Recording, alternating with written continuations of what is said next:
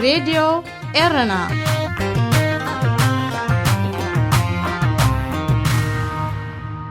زخبر سلامتنا تقبلوا أبستفلالي كورنعات عالم كوينكم نمدبات راديو إيرنا اتكتاتلو زخبركم سمعتنا نايلوم ربع شدشة أكمتي كل تشحن إسران حدن فنوى راديو إيرنا كموترو بزينا يجمر فلما أرستاتو أب عصرت تقمت خكاية تمدي بزولو مرجع صومال كساقاقر مخانو تقاليتو أب قطر دك أنستيو حسيات كوينن زقربالو فلامي مرجع بيت مخرشورا تخايدو بريزيدنت كينان سدرا بيتون بحبوق $30 مليون استقمت وفر 5 اللوم تقاليعو هذه إذاعة إيرنا هنا إذاعة إيرنا الدولية علتا وزينا أب عصرت تقمت خكاية تمدي بزولو مرجع صومال نابكال أوان كساقاقر مخانو تقاليتو مربب حبريتا بولمبرغ نافنيا فدرال منقس صومال محمد إبراهيم بمتقاس بزرق حوزينا مسرت مرجع صومال بستمدبولو غزي كم زي كايد نخلو سب نتصور كوينلو مدونغاي مرجع صومال بسنكم محداراو تقامات مخانو زدقسة اتافنيا زكايد اللعلات آينة تسرن صومال كور حلكاتيتات حيزو بتدقاقا مخساقاقر زنحة مرجع نتهاقر نابتوساق قونسن حقوف بوليتيكا وسلطانن كيشاما يسقيو بفلاي أمونغو بريزيدنت صومال محمد فارماجون قدماي مينيستر حسن روبلن تفتيرو زلو مسحاب نتاب قدمون مولوت سدتا ورقا زيت انها هاقر كالئز الشغلة نتبيو بريزيدنت فارماجو يخون قدماي مينيستر حسن روبلة بزعبازي ناب كالئوان كساقاقري زبهال زلو مرجع بزملكت وقعو مقلتي أي هابلون أب قطر فلامي مرجع أبالا سدرابيتات بيت مخرشورا تخايدو 45 منابر كاب زلو بيت مخرشورا اتسالاسا بخلطة تقمتا أبستخايدة مرجع نزعواتو كحزا انكلو اتسترفة 15 دما بأمير قطر بغطتا زرقو حيوم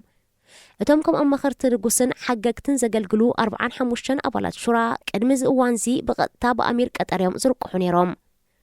أبزن مجمرة أوانو استخايدة تاريخو مرجعنا نتسلاسا منابر نمعوات 28 دك أنستيو زركبو كل 284 حسيات نوددر قريبهم انتقنا أبز بخر مرجع قطر أبال بيت مخرشوران مخان زد تعوتت قوالا نستيتين لان بنقصاو سرعات تم حدر قطر أستات كل 3.8 مليون نبر تخلوان كلو وتم أستات فرق مليون كابزي أتوم ترايوم زيكاتات اتوم لعلى 3 مليون جنا بسرحن كالئن أبتهاجر زغمتو وطعتنياتاتيوم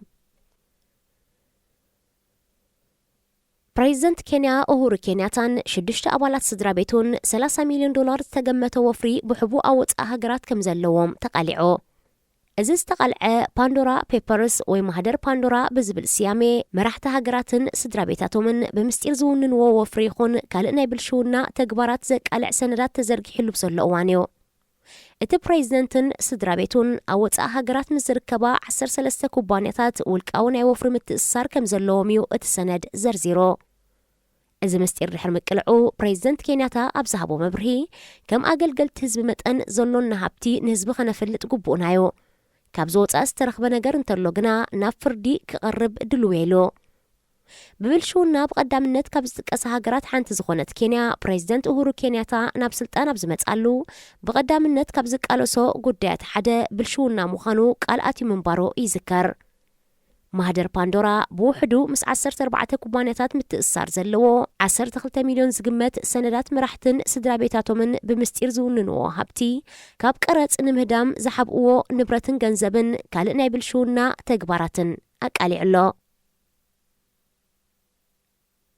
زخبركم سمعتنا زينا أبستفتي ملو هذه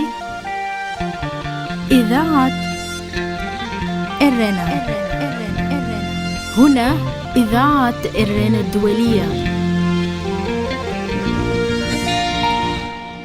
داغماي سلامتنا تقبلوا كبرات سمعتنا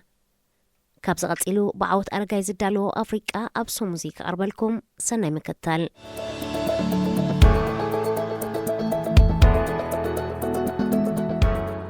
ኢትዮጵያ ኣብ ቀውሲ አብይ አሕመድ ቦግዒ ስልጣን ይቕበል ናይ ኢትዮጵያ ሽግራት መፍትሒኦም ኣብ ቀረባ ዘይረኣይሉ ዘሎ እዋንን ኣብ ሓያሎ ክፋልቲ ሃገር ብፍላይ ድማ ኣብ ትግራይ ዝጀመረ ግጭት ብሰፊሑ ኣብ ዝቕጽለሉ ዘሎ እዋን አብይ ኣሕመድ ንዝቕጽል 5 ዓመት ቀዳማይ ሚኒስተር ኮይኑ ክቕጽል ቃለ መሓላ ፈጺሙ ኣቀዲሙ ቀዳማይ ሚኒስተር ኮይኑ ዝመርሕ ዝነበረ ሃይለማርያም ደሳለኝ ድሕሪ ዝገጠሞ ዝተናወሐ ናይ ተቃውሞ ሰልፍታት ኣብ ጥሪ 2018 ብፈቃዱ ካብ ስልጣኑ ድሕሪ ምእላዩ አብይ ኣሕመድ ከም መተካእታ ብፓርላማ ተመሪጹ ንኢትዮጵያ ክመርሓ ጸኒሑ ኣቀዲሙ ኣብ ዝተኻይደ ምርጫ አብይ ኣሕመድ ዝመርሖ ሰልፊ ብልጽግና ብዓብላልነት ከም ዝተዓወተ ድሕሪ ምግላጽዩ እቲ ቀዳማይ ሚኒስተር ካብ ሶኒ 4 ጥቅምቲ ትሒዙ ብወግዒ መንግስቲ ክመስርት ኣብቲ ብሰነ 21 ከምኡውን 30 መስከረም 2021 ዝተኻይደ ምርጫ ብአብይ ኣሕመድ ዝምራሕ ሰልፊ ብልጽግና 410 ወናብር ክዕወትን ከሎ ብበለጠ ሞላ ዝምራሕ ሰልፊ ሃገራዊ ምንቅስቃስ ኣምሓራ 5 ወናብር ብብርሃኑ ነጋ ዝምራሕ ሰልፊ ዜጋታት ኢትዮጵያ ንማሕበራዊ ፍትሒ 4 ወናብር ሰልፊ ዲሞክራሲያዊ ጎዴዎ 2 ወናብር ተዓዊቶም ዝተረፈ ድማ ገለ ብብሕታውያን ተወዳደርቲ ዝተዓወቱ ገለ ድማ ገና ዘይተቆጽሮ ወናብር እዩ ኣብታ ኣብ ኢትዮጵያ ዝተኻይደ ምርጫ 547 ወናብር ናብ ውድድር ክቐርብ ነይርዎ እንተኾነ ብሰንኪ ኩናት እቲ ኣብ ትግራይ ኣቀዲሙ ዝተኻይደ ምርጫ ዘይሕጋዊ ተባሂሉ ካብ ቁጥሩ ወጻእ ክኸውን እንከሎ ክልል ትግራይ ኣብ ትሕቲ ሓይልታት ምክልኻል ትግራይ ብምህላዋ ድማ ወግዓዊ ዝበሃል ምርጫውን ከተካይደ ኣይከኣለትን ኣብቲ ምርጫ ኣብ ወርሒ ሰነ መብዛሕትአን ክልላት ምርጫ ከካይዳ እንከለዋ ኣብ መስከረም ድማ ክልላት ሃረርን ሶማልያን ምርጫ ካይደን ሕጂ እውን ብሰንኪ ጸጥታ ኣብ ሓያሎ ምምሕዳራት ምርጫ ክካየድ ኣይተኻእለን ቀዳማይ ሚኒስተር አብይ ኣሕመድ ቃለ መሓላ ዘካየደሉ እዋን ኣብ ዘስምዖ መደረ ኣብዚ ዓመት እዚ ዝተኻይደ ምርጫ ኣብ ታሪኽ ኢትዮጵያ ግልጽን ተኣማንን ምርጫ ከም ዝተኻይደ ብምግላጽ ህዝባዊ ተቐባልነት ዝረኸበ መንግስቲ ክምስርት ከም ዝበቕዐ ገሊጹ እንተኾነት ምርጫ ሓያሎ ተቃወምቲ ሰልፍታት ዝተሓሰምኦን ወይ ብራዕዲ ከም ዘይወዳደራ ዝተገብራሉ ከም በቀለ ገርባን ጆሃር መሐመድን ዝኣመሰሉ ኣባላት ፌደራላዊ ኮንግረስ ኦሮሞ ብሽበራ ተኸሲሶም ኣብ ዝተኣስሩሉ ምስ ብልጽግና ምጽምባር ዝተሓሰማ ሰልፍታት ከም ዝብተና ኣብ ዝተገብረሉ ግዜ ተኻይዶ ኣብዚ ምርጫ አብይ ኣሕመድ ዳርጋ ንበይኑ ተወዳዲሩ ሰዓረ ተባሂሉ ብሓያሎ ተንተንቲ ፖለቲካ ይሕመሎ ኣብዚ ግዜ እዚ ኢትዮጵያ ኣብ ደቕደቕ ዝበለ ቀውሲ ትርከብ ሃገር ተባሂላ ትግምገማላ ምክንያቱ ኣብ ትግራይ ዝጀመረው ኩናት ናብ ክልላት ኣምሓራን ዓፈርን ድልሒሙ ኣብ ቤንሻንጉል ጉምዝ ኣብ መንጎ ዕጡቃትን ሰራዊት መንግስትን ግጭት ይካየዳሎ ኣብ መንጎ ክልላት ዓፈርን ሶማልን ፈኸም ክብል ዝጸንሐ ናይ መሬት ምስሕሓብ ናብ ግጭት ኣምሪሑ ሓያሎም መዛቢሉ ኣብ መንጎ ገለ ህዝብታት ኣምሓራን ኦሮሞን ዘሎ ምቅታል ካብ ቤት ንብረት ምምዝባል ከምኡውን ኣብ መንጎ ቀቢላታት ደቡብ ህዝቦች ዘሎ ምስሕሓብ ክጥቀስ ይከኣል ኣብ ልዕሊ እዚ ኣብ መንጎ ኢትዮጵያን ሱዳንን ዝካየድ ዘሎ ደባዊ ግጭት ኢትዮጵያ ኣብ ታሪኻ ገጢምዋ ዘሎ ዲፕሎማስያዊ ዘይምርዳእ ምስ ሃገራት ምዕራብ ብፍላይ ድማ ምስ ኣሜሪካን 7 ኣባላት መሪሕነት ውድብ ሕቡራት ሃገራት ካብ ሃገራ ከተባረር ብምውሳና ምስቲ ውድብ ዘሎ ዘይምርዳእን ካልእን ኢትዮጵያ ኣብ ዲፕሎማስያዊ ዘይምርጋእ ሸሚሙ ኣሎ እዚ ኩሉ ዘስዓቦ ኣብ ኢትዮጵያ 10 ኣሽሓት ካብ ቤት ንብረቶም ከመዛብሎም ከለው ሚልዮናት ድማ ተጸበይቲ ረድኤት ኮይኖም ጥራይ ዘይኮነ መግቢ ኸይረኽቡን ዕንቅፋታት ይግበር ኣሎ አብይ ኣሕመድ ሃገሩ ኣብ ከምዚ ኩነታት ወዲቓና ሃለወት እዩ ቃለ መሓላ ብምፍጻም ን5 ዓመት ናይ ስልጣን ወንበሩ ኣጣጢሑ ዘሎ አብይ ኣሕመድ ኣብ ዘስምዖ መደረ ካብ ቅድመ ታሪኻት ሒዙ ኢትዮጵያ ዓባይን ድንቅን ሃገር ከም ዝነበረትን ከም ዝኾነትን ኣብዚ ሕጂ ግዜ ክትብልጽጉ ኣይትኽእሉን ኢኹም ንዝበሉና ናይ ኣቦታትና ታሪኽ ከም ዝድገም ከነሪኦምን መዲብናዮ ዘለና ናይ ስራሕ መደብ ኣብ ግብሪ ብምውዓል ከነሪኦም ኢና ድማ ኢሎ አብይ ኣሕመድ ኢትዮጵያውያን ናይ ውሽጢ ሰብ ስርሖ ዕንቅፋታት ከይሕንኩሎም ናይ ወፃእ ጸቕጢ ደው ከየበሎም ምርጫ ከም ዘካየዱ እቲ ብምርጫ ዝተረኸበ ዓወት ናይ ሓደ ሰልፊ ወይ ናይ መንግስቲ ዘይኮነ ናይ መላእ ህዝቢ ዓወት ምዃኑ ሓቢሩ ብምድማር ኩሉ ዘካፍል መንግስቲ ኩሉ ክንሰርሕ ኢና ዝበለ አብይ ኣሕመድ ንኩሉ ዘካተተ ሃገራዊ ዘተ ክካየድ ብምባል ሽግራት ኣብ ዙርያ ጠረጴዛ ከም ዝፍትሑን ኣብ መጻኢ ካብ ኩሉ ንኩሉ ዝኾነት ኢትዮጵያ ንምህናጽ ዝተዓረቕ ሓሳባት ብምትዕራቕ ክኽበር ዝግብኦ ፍልልያት ተኸቢሩ ሕብረ ብሔራውነት ደልዲሉ ናብ ልዕልነት ንዲበሉ ግዜ ክኸውን ይኽብል ገሊጹ እንተኾነ ንሱ ብዛዕባ ህሉ ኩነታት ብፍላይ ምስ ሓይልታት ምክልኻል ትግራይ ዝካየድ ዘሎ ግጭት ብሰላም ዝፍትሓሉ መንገድታት ኣያመተን በንጻሩ ኣብ ሰሜን ዝተኸፍተ ግጭት ብክሕደትን ትዕቢትን ተጠኒሱ ብውሑዳን ዝተኻየደ ከም ዝኾነን ንኢትዮጵያ ከቢድ ዋጋ ከም ዘኽፈላን እዞም ውሑዳት ዘይቆጻጸርዋ ኢትዮጵያ ክትህሉ ኣይግባኣን ክብሉ ነቲ ግጭት ከም ዝጀመሩ ገሊጹ ሰራዊት ኢትዮጵያ ምስ ሰራዊት ኤርትራ ብምትሕብባር ኣብ ልዕሊ ህዝቢ ትግራይ ግፍዒ ከም ዘውረደ ዝተፈላለያ ማዕከናት ዜና ዓለምን ውድባት ተጣበቕቲ ሰብኣዊ መሰላትን ከም ዘረጋገጻ ዝዝከር ኮይኑ ኣብይ ኣሕመድ ኣብ መደርኡ ኩሉቲ ሰራዊቱን ሰራዊት ኤርትራን ኣብ ልዕሊ ህዝቢ ገይሮሞ ዝተባህለ ከም ምርሻን ሰላማውያን ሰባት ምፍራስ ኣባይትን ኣብያተ ሕክምናን ምቕታል ጥሪት ምርኻስ ናይ ሃይማኖት ኣባይትን ካልእን ብዕጥቋት ሓይልታት ትግራይ ከም ዝተኻየደ ከሲሱ እቲ ኹናት ድማ ህልውናና ንምርጋጽ ዝኣተናዮ ክብል ሓቢሮ ኩናት ኣብ ዝጀመረሉ እዋን ኣብይ ኣሕመድ ኩናት ትግራይ ሕጊ ንምኽባር ከም ዝካየድ እዩ ዝገልጽ ነይሩ ኣብ ናይ ሕጂ መደርኡ ግን ህልውናና ንምርጋጽ ንካየዶ ኣለና ምባሉ ሚዛን ኩናት ክሳብ ክንደይ ከም ዝተቐያየረ የርኢ ብኣዘራርባ ኣብይ ኣሕመድ ኢትዮጵያ ኣብ ትሕቲ መሪሕነት ኣብዚ ሕጂ እዋን ዕንቅፋት ኣጋጢምዋ እኳ እንተሃለወ ካብ ሕጂ ንድሓር ግን ኣብ ሓዲድ ምዕባለ ብልጽግና ከም እትሕንበብ እዩ ዘንጸባርቕ ሓያሎ ተንተንቲ ፖለቲካ ኢትዮጵያ ኣዘራርባ ተቐዳማይ ሚኒስተር ንጽቡቕ ዝምነን ደስ ዘብልን እኳ እንተኾነ ሓፈሻዊ ኩነታት ኢትዮጵያ ኣብ ግምት ብምእታው ግን ጽቡቕ ድሌት ኮይኑ ጥራይ ዝተርፍ ምዃኑ ይሕብሮ ብሰንኪ ኩናት ህይወት ዓሰርታት ኣሽሓት ዝቕዘፈላ ዘሎ ሃገር ኩሉ ወገን ህልውና ንምርጋጽ ብዝብል ምኽኒት ብረት ዝዓጥቀሉን ዓድታት ናብ ናይ ታዕሊም ማዓስከራት ተቐይረናሉ ዘለዋ እዋን መጻኢ ኢትዮጵያ ብፍላይ ኣብ ትሕቲ ኣብይ ኣሕመድ ህዱእ ክኸውን ኢልካ ከም ዘይሕሰብ ተዓዘብቲ ይገልጹ ካልእ ኣብይ ኣሕመድ ስነ ስርዓት ማሕላ ኣብ ዝፈጸመሉ እዋን መራሕቲ ሃገራት ዩጋንዳ ጅቡቲ ደቡብ ሱዳን ሰኔጋል ኬንያ ናይጀርያ ሶማልን ካልኦት ሰበስልጣንን ከምኡውን ኣብ ወንበር ሕብረት ኣፍሪቃ ተረኺቦም ነይሮም ኣብይ ኣሕመድ ንኣፍሪቃ ዝምልከት ኣብ ዘስምዖ መደረ ዝተኽሎ መንግስቲ ሽግር ኣፍሪቃ ብኣፍሪቃውያን ክፍታሕ ኣለዎ ብዝብል ኣህጉር ኣፍሪቃ ደሚቓ ክትወፅእ ክፅዕር ገሊጹ ንሱ ነዚ ዝገለጸ ኢትዮጵያ ብዲፕሎማስያዊ መዳይ ብድሆ ገጢምዋ ከም ዘሎ ብምእማን ኮይኑን ገለ ሃገራት ናይ ክሕደት ታሪኽ ደጊመን ብምባል ምስ ዝኾነት ሃገር ዝግበር ምሕዝነት ናይ ኢትዮጵያ ልኡላውነት ብዝስውእ መልክዕ ክኸውን የብሉን ብቕኑዕ ልቢ ንዝቐርቡና ማዕጾና ኩሉ ግዜ ክፉት እዩ ድማ ኢሉ ኣብይ ኣሕመድ ነዚ ዝገለጸ ከምቲ ኣቐዲምና ዝጠቐስናዮ ምስ ሃገራት ምዕራብ ብፍላይ ድማ ሕቡራት መንግስታት ኣሜሪካን ኤውሮጳዊ ሕብረትን ዝነበሮ ዝምድና ኣብ ዝተሓተ ደረጃ ዘለወሉ ግዜ እዩ ብመሰረት ኣዘራርባ ተቐዳማይ ሚኒስተር ኢትዮጵያ ምስ ምዕራባውያን ዝኸሰረቶ ዝምድና ናብ ሃገራት ኣፍሪቃ ተማእዝኖ ከም ዘላ ዘመልክት እዩ ኣብዚ ድማ እቲ ሃገር ወላ እኳ ብሓገዝ ምዕራባውያን ሃገራት ደው ዝበለት እንተኾነት ንኣተሓሕዛ ኩናት ትግራይ ብዝምልከት ግን ካብተን ሃገራት ዝመጻ ነቐፌታን ጸቕጥን ክትጻወሮ ከም ዘይከኣለት የተንብህ መብዛሕትኦም መራሕቲ ኣፍሪቃ ኣብ ሃገራቶም ሰብኣዊ መሰላት ዘየኽብሩን ቅልውላው ዘለዎምን ብምዃኖም ድማ ንሓድሕዶም ዘይነቓቕፉን ጸቕጢ ኣብ ምግባር ድማ ዓቕሚ ዘይብሎም ብምዃኖም በደሎም ንምሽፋን ሽግር ኣፍሪቃ ብኣፍሪቃዊ ፍታሕ ኣብ ትሕቲ ዝብል ጭርሖዮም ክሕብኡ ዝፍትኑ ኣብይ ኣሕመድ ብወገኑ ኣብ ሃገሩ ወሪዱ ዘሎ ዕንወት ከም መራሒ መጠን ሓላፍነት ክወስድ ጸቕጢ ዝገበሩሉ ሃገራት ምዕራብ ሕቁ ብምሃብ ናብ ኣፍሪቃውያን ከቋመት ተገዲዱሎ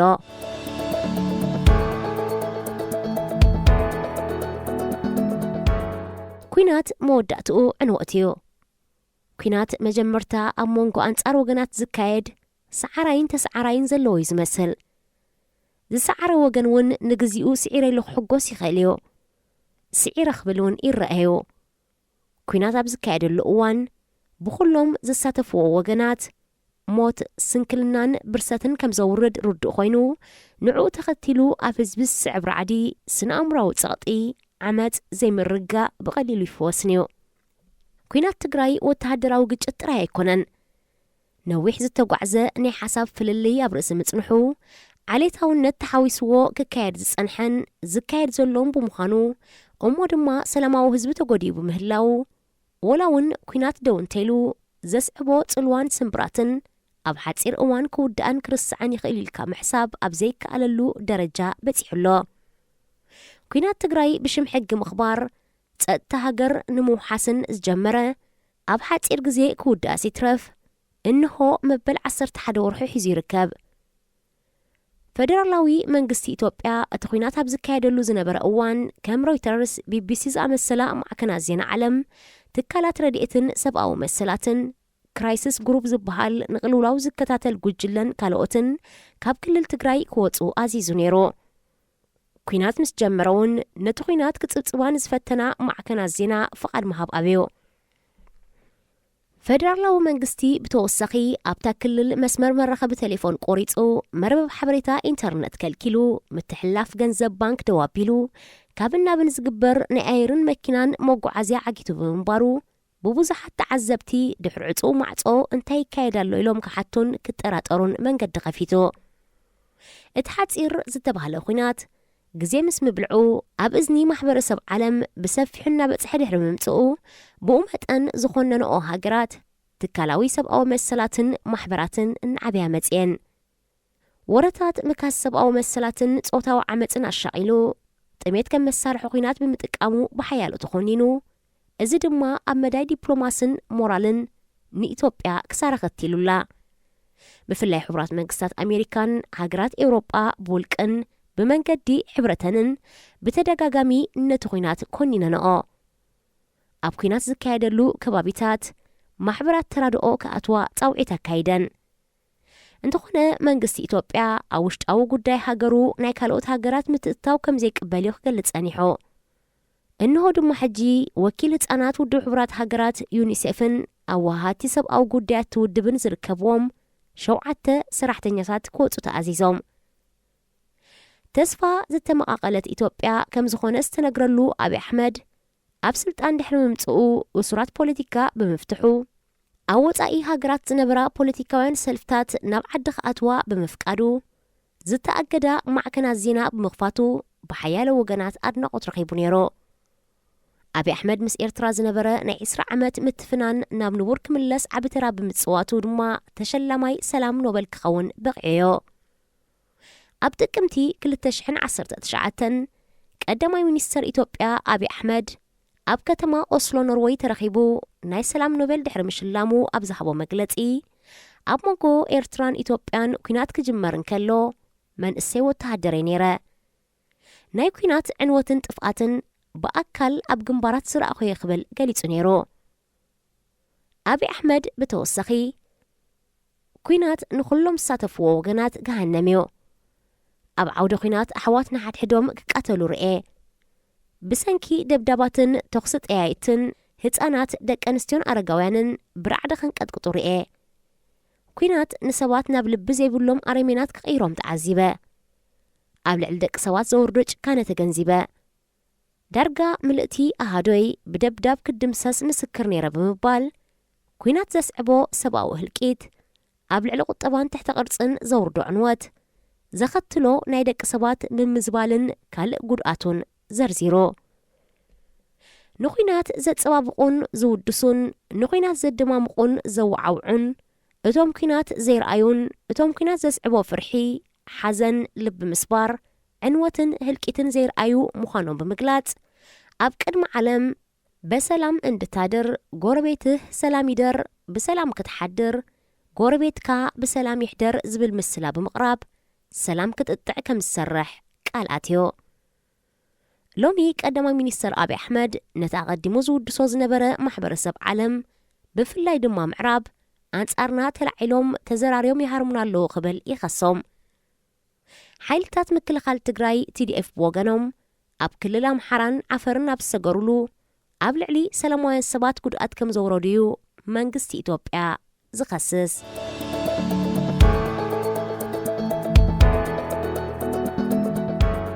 ወረቓቕቲ ፓንዶራ ኣፍሪቃውያን መራሕቲ ዝርከብዎም ሰበስልጣን የቃልዕ።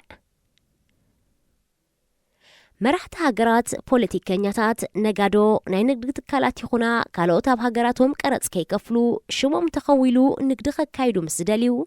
ሃብቲ ከም ዝውንኑ ከይፍለጡ ምስ ዝደልዩ ገንዘቦም ሽሞም ብምስጢር ኣብ ዝሕዛ ሃገራት ይቐምጥዎ ወይ እውን ኣዝዩ ትሑት ግብሪ ቀረጽ ኣብ ዘኽፍላ ሃገራት ትካላት ብምኽፋት ብዓለም ለኸ ደረጃ ክነግዱ ይፍትኑ። ኣብዚ ቅንያት እዚ ልሕኹብ ዝወፀ ብወረቃቅቲ ፓንዶራ ፔፐርስ 12 ሚሊዮን ዶኩመንታት ዝሓዘ ወረቃቅቲ ካብ 9 ሃገራት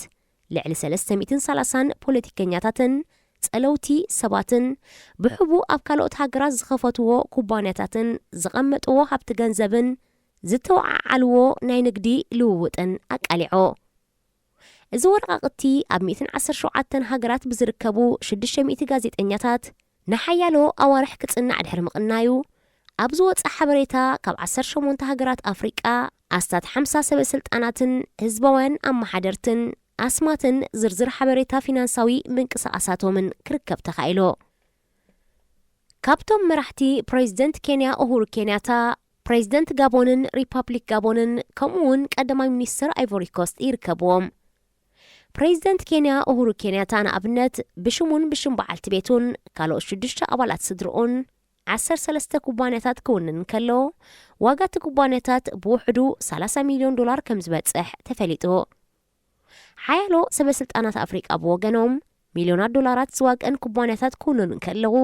ሓያሎውን ኣብ ሃገራቶም ቀረጽ ንኸይከፍሉ ገንዘቦም ዘርሓቑ ይርከብዎም።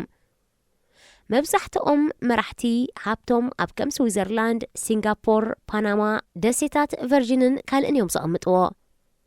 ኣብዚ ዝለሓኾ ወረቃቅቲ ናይ ሓያሎ ኣብ ስልጣን ዝርከቡ መራሕቲ ዓለም ዝርዝር እውን ዘርጊሕሎ።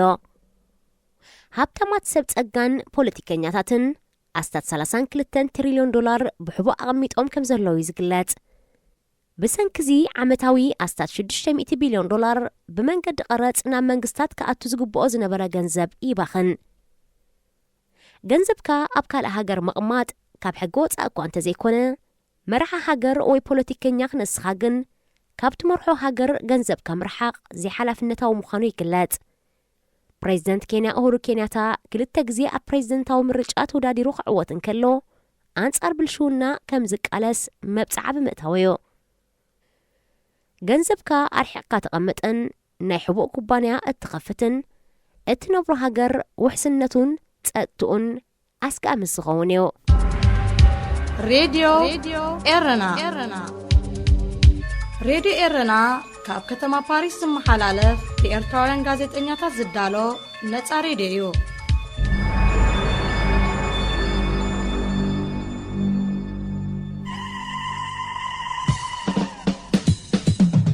ተጥዕሙ ምስ ሬድዮ ኤረና ኣብዚ መደብ እዚ ንማሕበራዊ ህይወት ዘንጸባርቑ ጽሑፋት፣ ግጥምታት፣ ድርሰታትን ዋዛታትን ዝቐርቡ ኮይኖም ኣብ ህይወት ንዘጋጥሙ ጸገማትን ኣፈታትሖምን ኣመለኻኽታና መዓልታዊ ህይወትና ተዘክሮታት ንእስነትን ካልእ ንኣጠማምታና ውልቃዊ ህይወትና እናንጸባረቐ ዘዘናግዕን ምኽርታት ዝልግስን መደብ እዩ። ተጥዕሙ ምስ ሬድዮ ኤረና። ሰላም ከመይ ትቕንዩ ፍትዋት ተኸታተልቲ መደብ ጠጥዑም ምስ ሬድዮ ኤረና። እዚ ትወትር ረቡዕ ዝቐርበልኩም መደብኩም መደብ ጠጥዑም እዩ።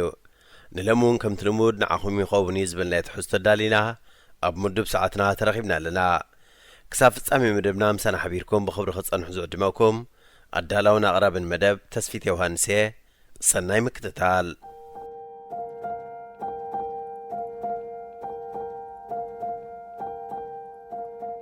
ህይወት ሰብ ዝቐየረ ሰውራ ስነ ፍልጠት ጸሓፊ ቀንዴል። ጥንታውያን ሰባት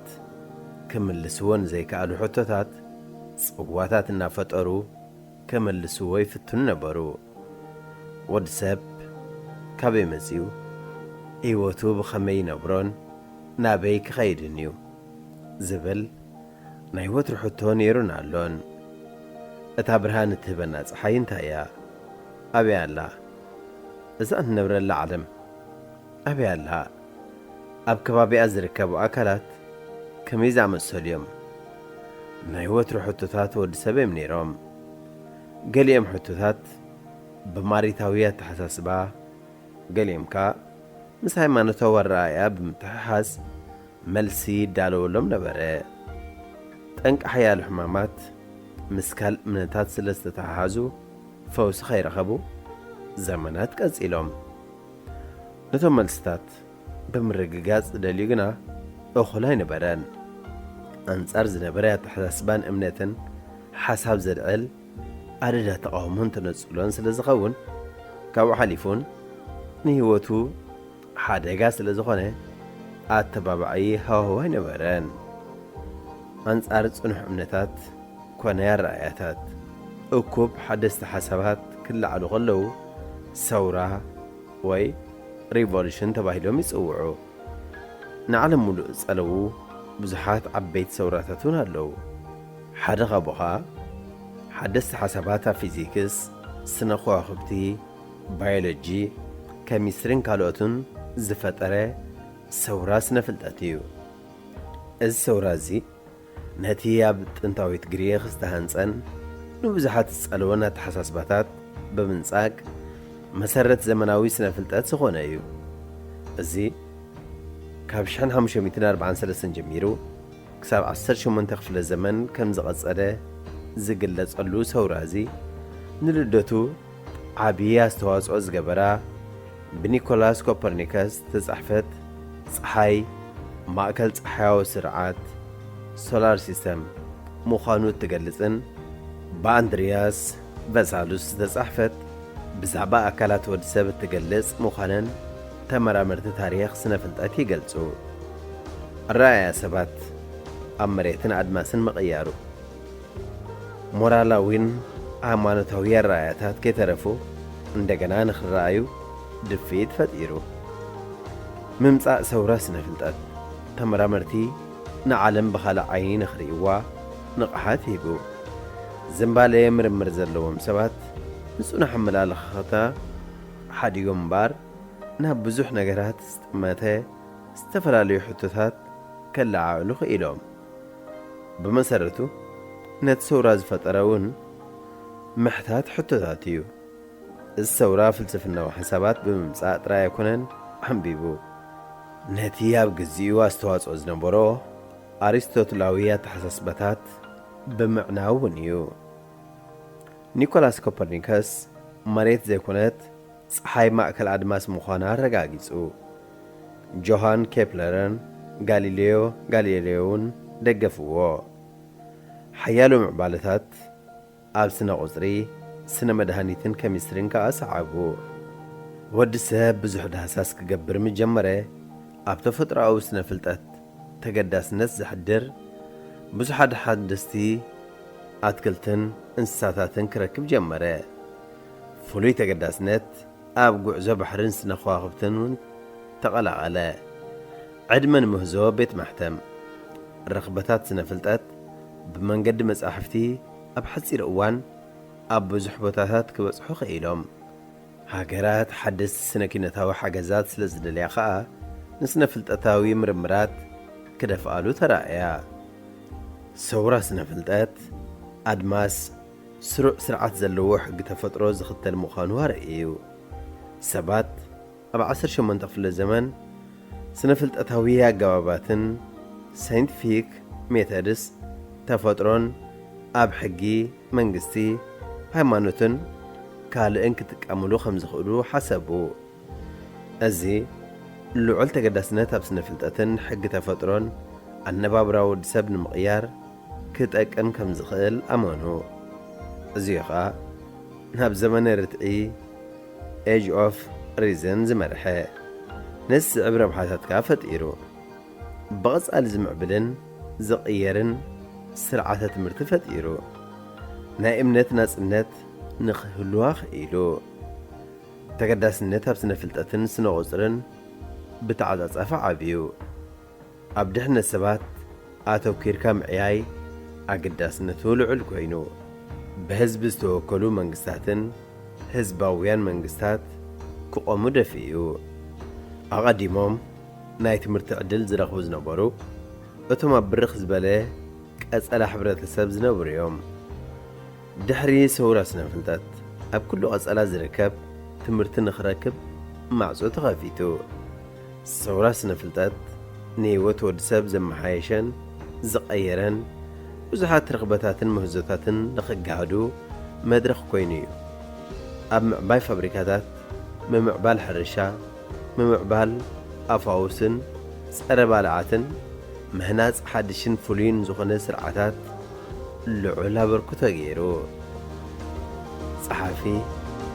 ቀንድየል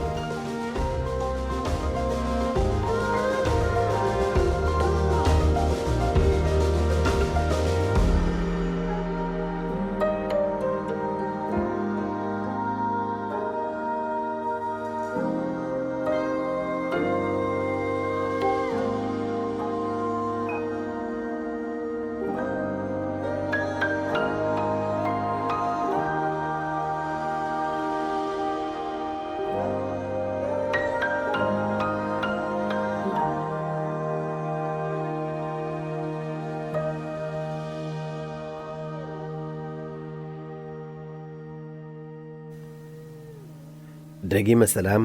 ፍትዋት ተኸተልቲ ቀፂሉ ዝቐርብ ጽሑፍ ብዛዕባ ግጥሚ ዘርእስቱ ኮይኑ ብሃብቶም ኢዮብ ዝተጻሕፈ ክኸውን እዩ። ካብ ዓምዲ ስነ ጥበብ ዝተወስደ። ሰናይ ምክትታል።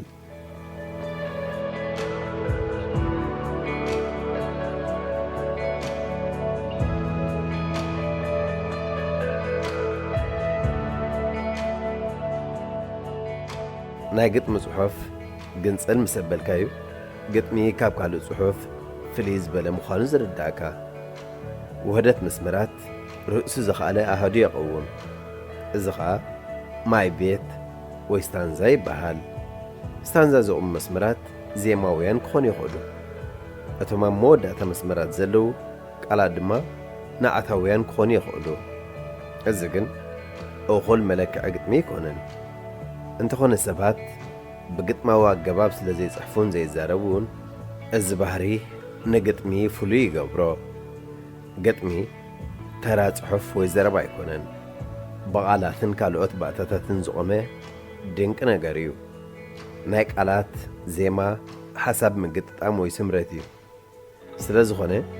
ብፍሉይ ኣገባብ ከተጽንዖ፣ ክትመሃሮ፣ ክትሓስበሉ፣ ክትጽሕፎ እዩ ዝግባእ። ሓደ ኸም ሜላታት ምብሃሃል እውን እዩ። ሰባት ኣብ ናይ መዋዕላት ህይወቶም ብመንገዲ ግጥሚ ገይሮም ታሪኾም፣ ባህሎም፣ ጅግንነቶም፣ ፍቕሮም ክገልጹ፣ ንሓድሕዶም ክወዳደሱ፣ ክሸማጠጡ፣ ጸላእቶም ከጥቅዑ ተራእዮም እዮም። ነፍሲ ወከፍ ግጥሚ ርእሳ ዝኸኣለት ክትከውን ይግባእ። ክልተ ግጥምታት ብኹሉ መለክዒታት ሓደ ዓይነት መረዳእታን ኣጸሓሕፋን ክህልወን ኣይክእልን እዩ። ንሓንቲ ግጥሚ ናይ ሓደ ደራሲ ክልተ ሰባት ብሓደ ዓይኒ ክርድእዋ እንተዘይክኢሎም እውን ዘገርም ኣይኮነን። እዚ ብኽልተ ምኽንያታት ክግለጽ ይኽእል። እቲ ሓደ ሰባት ኣብ ኣረዳድኣና ባህርያዊ ፍልልይ ስለ ዘለና፣ እቲ ኻልኣይ ከዓ ግጥሚ ብባህሪኡ ናብ ብዙሕ ኩርናዓት ክትርጉም ስለ ዝኽእል እዩ። እምበር ግጥሚ እንመሃረሉ ኣገባብ ፍሉጥ ወይ እዝንትን ክበሃል ኣይክእልን። ብስማዓካ መንገዲ ክትመሃር ትኽእል ኢኻ። እንተኾነ ምኽሪ ኣድላይ ምዃኑ ክዝንጋዕ የብሉን። ግጥሚ ተጽንዕ ወይ ክትመሃር እንተደሊኻ ምንባብ ምንባብ ምንባብ። ሓንቲ ግጥሚ ጽቡቕ ጌራ ንኽትርዳእካ ብውሕዱ 4-5 ግዜ ክተንብባ ኣለካ። ገለገለ ግጥምታት ድሕሪ ወርሒ፣ ድሕሪ 3 ወይ 4 ኣዋርሕ ተመሊስካ እንተዳንቢብካዮም ዝተፈላለየ ዓይነት መረዳእታ ከስርጹልካ ይኽእሉ። ግጥሚ ብቓላት ዝቖመ ምዃኑ ዝዝንግዕ ኣለን። ንዞም ቃላትን ኣሰራርዖምን ብጥንቃቐ ክተስተብለሎም ኣለካ። ከምዚ ብምግባርካ ነቶም ቃላት በብተናጸልን ብጥርንፋቶምን ንዝህብዎ ትርጉም ንምርዳእ ክሕግዘካ እዩ። ነቲ ዘቕምዎ ሓሳባት ዝፈጥርዎ ስእልን ስምዒትን ከምኡውን ዝህብዎ ድምፂ፣ ዜማ፣ ዝፈጥርዎ ናእታ ብጥንቃቐ ክተስተውዕለሉ ኣለካ። ሓንቲ ግጥሚ ከተንብብ ከለኻ ብዝተኽእለካ መጠን ነዘን ኣቐዲመን ዝተዘርዘራ ነጥብታት ኣብ ግምት ኣእቲኻ ምብባእ። ግጥሚ ከተስተማቐር፣ ክትጽሕፍ፣ ብዕምቆት ከተስተንትን እንተዳደሊኻ ቅድም ቀዳድም ብዙሕ አንብብ። ግጥሚ ደጋጊምካ ምንባብ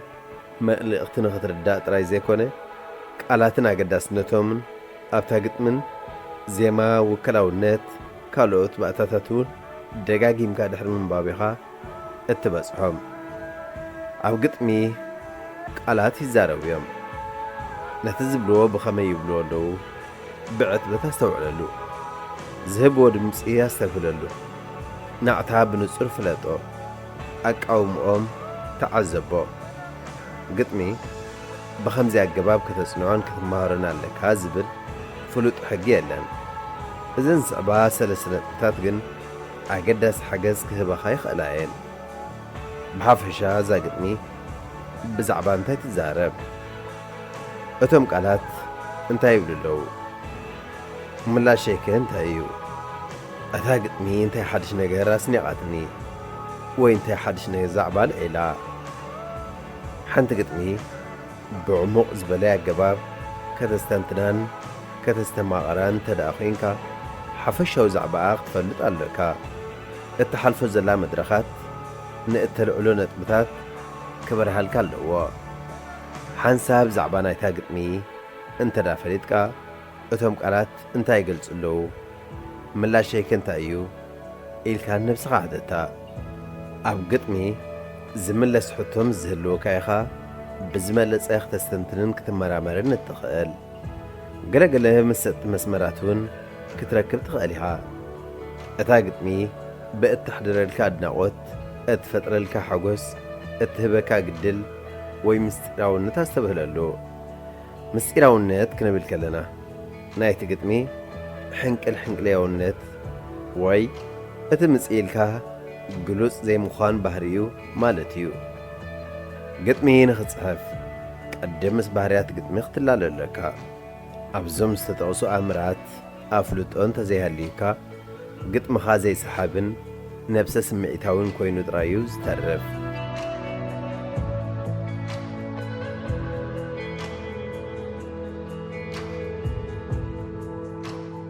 ስምዒትካ ክትገልጽ ከለኻ ንናይ ብዙሓት ከም ዝውክል ጌርካ ክትገልጾ ዝበለጸ ይገብሮ ስምዒትካ ክትገልጽ ከለኻ ብቐዳማይን ሳልሳይን ኣካል ክትገልጽ ዝሓሸ እዩ ብቐዳማይ ኣካል ክትገልጽ ከለኻ ስምዒታትካ ብቐጥታ ኢኻ እትገልጽ ኣብ ኣዘንታዊ ግጥሚ ሳልሳይ ኣካል ክትጥቀም ዝበለጸ እዩ ምኽንያቱ ከተዘንቱ ከለኻ ስምዒት ናይ ኩሎም ኣብቲ ዛንታ ዘለዉ ጠባያት ክትገልጾ ዕድል ኣለካ ቀዳማይ ኣካል እንተተጠቒምካ ግን ናትካ ስምዒታት ጥራይ ኢኻ ክተንብብ እትኽእል ቃና ግጥሚ ስፍሕ ዝበለ ኣምር ዝሓቖፈ እዩ ገለ ካብኡ ሚዛን ናይታ ግጥሚ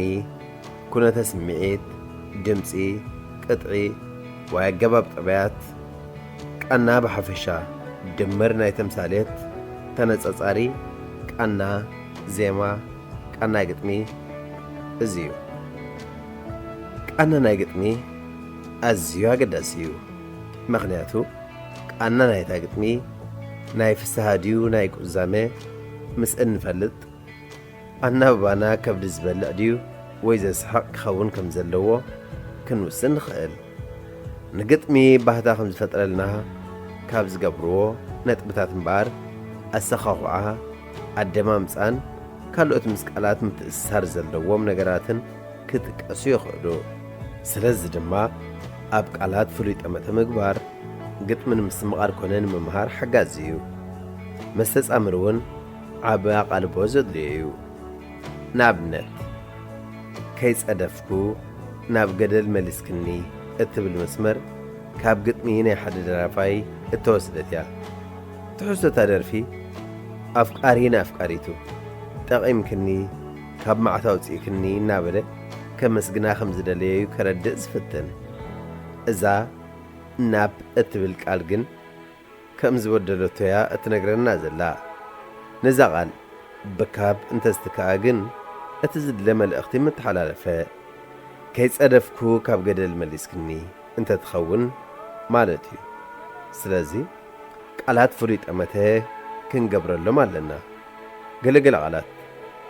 ኣፍኪስካን ጸቒጥካን ብምድማጽ ጥራይ ዝተፈላለየ ትርጉም ክህቡና ይኽእሉ ንኣብነት ወደባት እትብል ቃል ንርአ ነዛ ቃል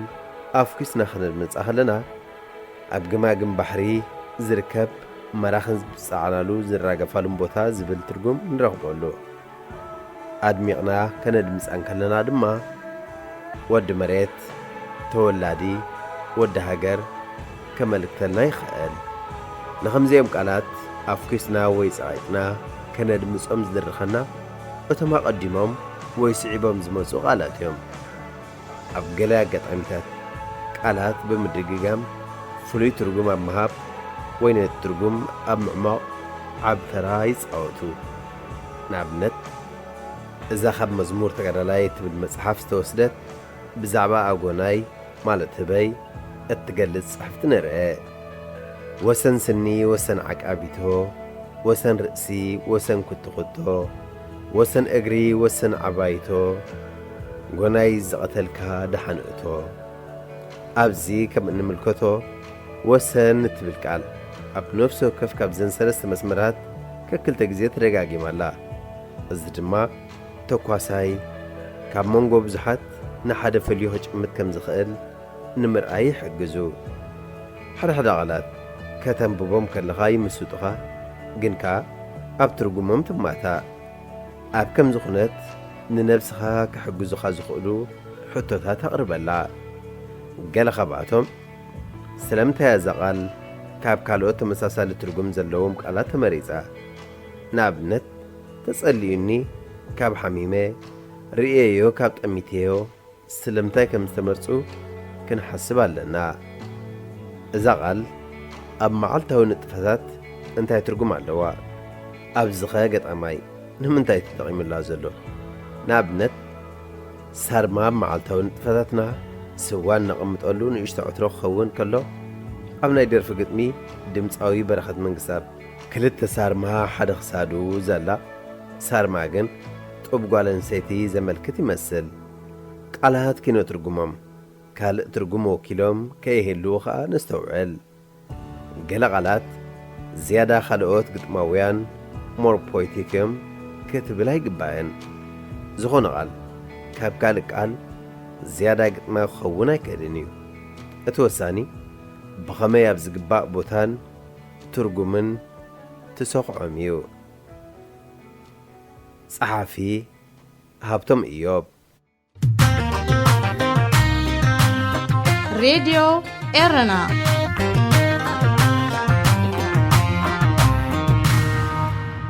ክዕወቴ ቃልሲ ምንባር ዓላማ ኣሎኒ እምነቲ ምንባር ኣሎኒ ተስፋይ ምንባር ፍቕሪ ኣሎኒ መስርሒ ምንባር ዓቕሊ ኣሎኒ ጽባሕ ክዕወቴ ኣነ ምስ ኣሕዋተይ ኮይነ ከም ኦሪታዊ ሙሴ ዕላማያ ነጺረ ምድረ በዳ ጥሒሰ ንባሕሪ መቒለ ማሕልኻ በቲኸ እሾኽ ሓጹር ዘሊለ ረዚን ተጻዊረ ሸኻል ዕንቅፍ ተነቒለ ጽባሕ ክዕወቴ ኣነ ምስ ኣሕዋተይ ኮይነ ሾተይ ንምህራም ዕረፍቲ ይደልን ራእይ ንምውናን ኣብ ስራሕ ይኣምን ረሃፀይ ኣፍሲሰ ጐረረይ ንኸጥልል ኣብ ጥሙይ ከርሰይ ስስዕነ የቐድም ጽባሕ ክዕወቴ ኣነ ነቲ ዘየሕፍር ኣሚነ መስመር ኣለኒ እምንቶ ናይ ውሽጠይ ባዕሉ ንጹር ራእይ ብጽንዓት ዝልለይ ህሩርማ እንተኾነ ሰግለለት ደመናይ ከውታ እንተኾነ ከውግሖዩ ቐትረይ ጽባሕ ክዕወቴ ኣነ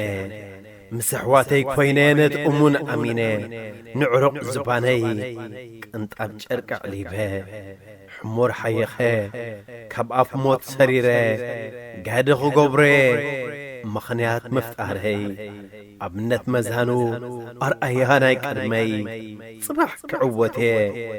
ጽባሕ ክዕወቴ ኣነ ነቲ ዘይታኸስ ኣሚነ ዘበታይ እምብርካኽን ፈጺመ ኢደያ ይህብን ካብ ዕየይ ቦኺረ ኣላሽ ኣይብልን ኣብ ጽንኩር ሰሲነ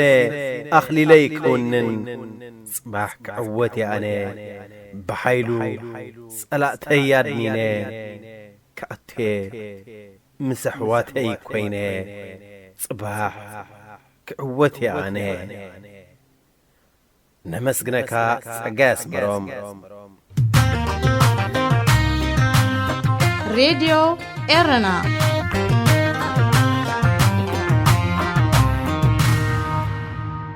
حبراوي كتام زغويلو عدمينا وي دحان كوني ليو تخرمي ايدنغص اللين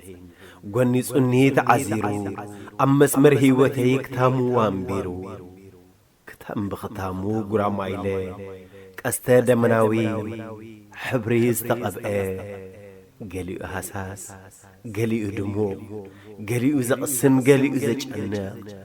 قالي زرقم قالي زمراق قالي زجكن قالي زبقبو قالي كندي مخبلو زرئيو زستنتنو أبوشت أياب دقاي عدمي زقاتمو قطعمي صقاي محري تمرعو كاب مصحف سارماتات عدي راديو إيرنا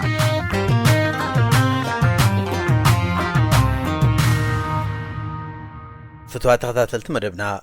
بزقرمنا لكم تحسوا عاقبكم تزانيكم كتكونوا تستفنا قبرنا نايلم تحسنا أبزازي من لنا أب مدبنا زلكم رؤيتي يخون نغفيتا ويوان قرب لكم تلالي وصحفات مزلو بترمون دادراشانا نابريدي إيرنا @gmail.com لكم لأخلنا كبتحنا يو بتوسخونا فيسبوك تسفيت يوهانس بموبال أبناء مل اختصاص أنك تقدر في كم تقولوا كزخاخركم دالي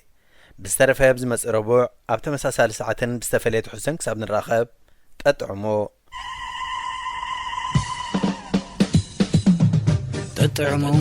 مس راديو رنا